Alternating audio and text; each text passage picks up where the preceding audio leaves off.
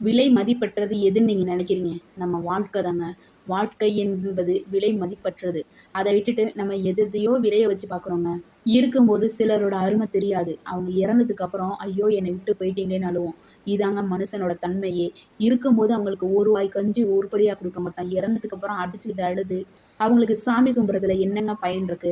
அவங்களால சாப்பிட முடியாத அவங்க படம் வந்து சாப்பிட போது, அவங்க இருக்கும்போது ரூ. 1 குடுக்க தயங்குறோம். அவங்க இறந்ததுக்கு அப்புறம் அவங்க ஃபோட்டோக்கு முன்னாடி ரூ. 500 வைக்க போறோம். அவங்க வந்து பார்க்கவா செய்றாங்க, எனக்கு ரூ. 500 வைக்க போறியா? ரூ. 1000 வைக்க போறியான்னு.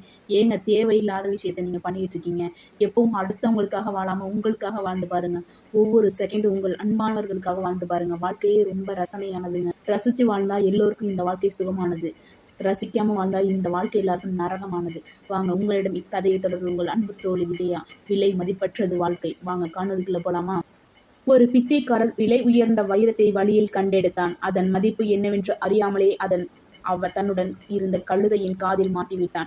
அதை கண்காணித்துக் கொண்டிருந்த ஒரு வைர வியாபாரி அவனிடம் சென்று, "இந்த கல்லை எனக்கு கொடுத்தால் நான் உனக்கு பணம் தருகிறேன். எவ்வளவு வேண்டும் கேள்" என்றான்.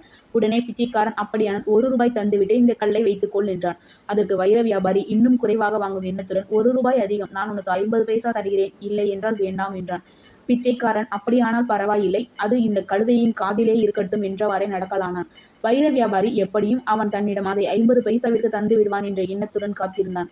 அதற்குள் அங்கு வந்த இன்னொரு வியாபாரி அந்த பிச்சைக்காரனிடம் ரூ. 1000 தந்து அந்த வைரத்தை வாங்கிக் கொண்டான். இதைச் சற்றும் எதிர்பாராத முதல் வைர வியாபாரி அதிர்ச்சியுடன், "அட அடி முட்டாளே, கோடி ரூபாய் மதிப்புள்ள வைரத்தை வெறும் 1000க்கு கொடுத்துவிட்டு இவ்வளவு சந்தோஷமாக செல்றாயே, நன்றாக ஏமாந்து விட்டாய்" என்றான். அதைக் கேட்ட பிச்சைக்காரன் பலத்த சிரிப்புடன், "யார் முட்டாள்?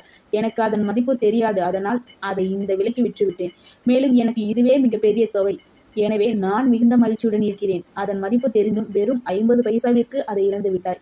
இது எவ்வளவு பெரிய முட்டாள்தனம்" என்றவாறே நடக்கலானான்.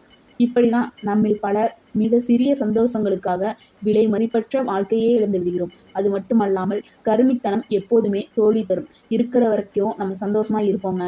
இருக்கிற வரைக்கும் எல்லாரையும் சந்தோஷமா வச்சுக்குவோம். இந்த வீடியோ பிடிச்சிருந்தா லைக் பண்ணுங்க, ஷேர் பண்ணுங்க, சப்ஸ்கிரைப் பண்ணுங்க. அடுத்த காணொளியில சந்திக்கலாம். ஓகே, பாய்.